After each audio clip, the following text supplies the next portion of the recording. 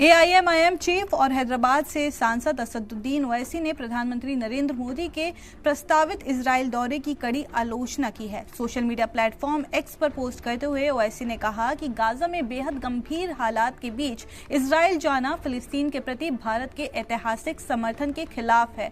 उन्होंने गाजा में सूरत-ए-हाल को नरसंहार बताया और कहा कि इतिहास इसे याद रखेगा। ओवैसी ने इजरायली प्रधानमंत्री को वॉर क्रिमिनल तक कहा और आरोप लगाया कि ऐसे नेता से मिलना भारत की स्थापित विदेश नीति की भावना के खिलाफ है।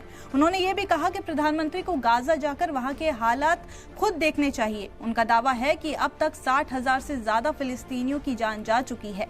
एआईएमआईएम चीफ ने दोहराया कि भारत लंबे वक्त से फिलिस्तीनी लोगों के अधिकारों और एक आजाद मुल्क की मांग का समर्थन करता रहा है, लेकिन मौजूदा दौरा उस परंपरा से अलग दिखाई देता है। उन्होंने ये भी आशंका जताई कि इस दौरे से अमेरिका और ईरान के बीच तनाव बढ़ सकता है। वहीं कांग्रेस नेता जयराम रमेश ने भी दौरे पर सवाल उठाते हुए कहा कि भारत का इतिहास फिलिस्तीन के समर्थन से जुड़ा रहा है। उन्होंने याद दिलाया कि भारत ने 1988 में फिलिस्तीन को आधिकारिक मान्यता दी थी।